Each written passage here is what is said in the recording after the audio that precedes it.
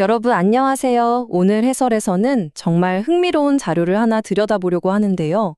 완전히 동떨어져 있는 두 고대 세계가 기묘하게 하나로 연결되는 그야말로 소름 돋는 우연에 대한 기록입니다.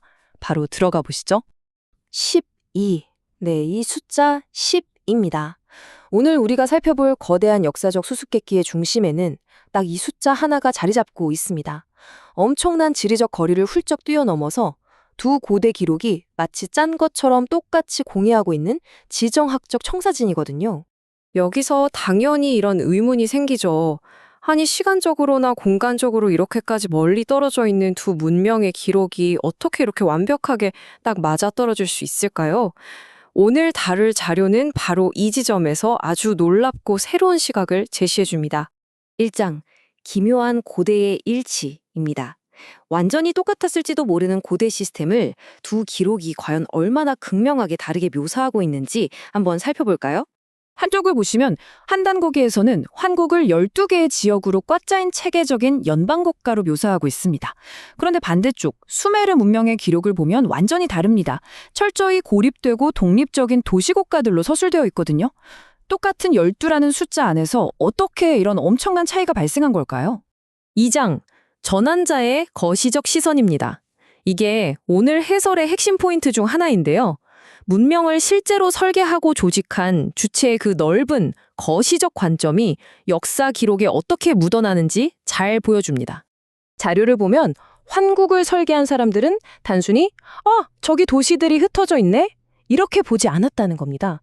그들은 이 철저하게 조직화된 연맹체를 위에서 아래로 쫙 내려다보는, 말하자면 전체를 아우르는 완벽한 조감도를 가지고 있었던 거죠. 이게 바로 문명을 전달한 자만이 가질 수 있는 압도적인 시야라는 겁니다. 그러니까 그들은 자신들이 직접 문명을 만들고 각 지역에 전파했잖아요. 그렇다 보니 자연스럽게 이 전체 구조물을 하나의 국가, 그리고 하나의 끈끈하고 체계적인 틀로 이해하고 운영했던 겁니다. 마치 거대한 퍼즐판에 완성된 그림을 미리 알고 있는 사람의 시선인 거죠. 자, 3장, 받은 자의 미시적 시선입니다. 방금 본 거시적인 시선이 문명을 단순히 받아들인 사람들의 시선과는 또 어떻게 다른지 한번 비교해 보겠습니다. 수메르 쪽 기록을 한번 볼까요? 에리두, 우루, 라가시. 이런 도시들은 기록상으로 볼 때 자기 주장이 엄청나게 강하고 독립적인 성향을 띠고 있습니다. 각 도시마다 자기네만의 왕이 따로 통치하고 심지어 모시는 신들도 다 달랐어요. 각자의 지역 정체성이 그야말로 확고했던 거죠. 도대체 왜 그랬을까요? 이유는 아주 간단합니다. 이들은 문명을 받은 자들이었기 때문입니다. 외부에서 들어온 문화를 그냥 자기들 눈앞에 있는 당장의 환경에 맞춰서 쓴 거죠. 매일 먹고 사는 아주 좁고 미시적인 현실만 인식했던 겁니다.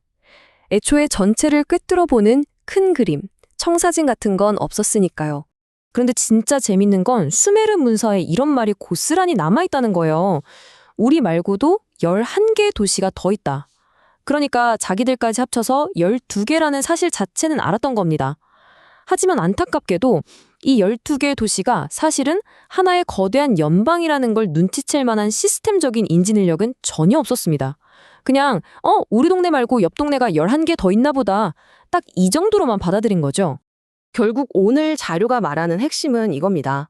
완전히 똑같은 12개의 체제를 두고도 기록을 남긴 사람이 위에서 아래로 내려다봤느냐, 아니면 밑에서 자기 주견만 빼꼼히 올려다봤느냐에 따라 문서의 내용이 이렇게 180도 달라진다는 거죠. 관점의 차이가 만들어낸 정말 놀라운 결과 아닌가요? 4장, 설명하기 힘든 기록의 시기입니다. 자, 이제 이 이야기를 단순한 비교를 넘어서 진짜 역사적 미스테리로 한번 만들어 보겠습니다. 자료에 나타난 타임라인을 쭉 살펴보면요. 연대기적으로 말이 안 되는 아주 이상한 부분이 하나 나옵니다. 개연수라는 분이 한단고기를 편찬한 시점이 수메르 문명에 대한 세부적인 내용들이 제대로 번역되거나 세상에 알려지기 아주 훨씬 전이라는 겁니다. 한번 생각해 보세요. 12연방이라는 개념이 수메르에 실제로 존재했던 도시 숫자랑 말도 안 되게 똑같이 떨어지잖아요. 이게 쉽게 설명이 안 되는 연대기적 모순을 만들어냅니다. 세상에 수메르라는 게 제대로 알려지기도 전에 도대체 어떻게 이 10이라는 숫자를 정확히 짚어낼 수 있었을까요? 마지막 5장, 시대를 뛰어넘는 연결고리입니다. 우리는 여기서 해동 텍스트들의 진짜 가짜 여부를 따지려는 게 아닙니다. 철저하게 중립적인 입장에서 자료가 보여주는 이 놀라운 구조적, 수치적, 평행이론 그 자체에 집중할 필요가 있습니다. 오늘 살펴본 자료에서도 아주 날카롭게 지적하고 있죠.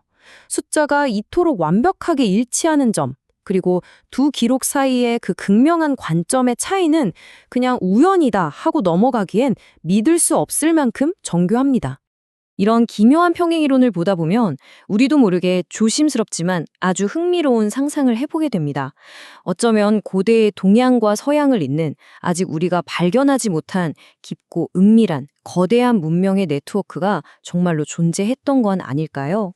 오늘 우리는 자료 분석을 통해 문명을 전한 자와 받은 자의 시선 차이가 어떻게 역사의 기록을 바꿔놓는지, 그리고 그 이면에 숨겨진 소름 돋는 일치를 확인해 봤습니다.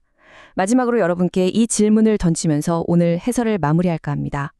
우리가 지금과는 조금 다른 새로운 관점을 갖추게 된다면 뻔히 보이는 곳에 숨어 있는 고대의 진실들은 과연 또 얼마나 많이 우리를 기다리고 있을까요? 오늘 준비한 내용은 여기까지입니다.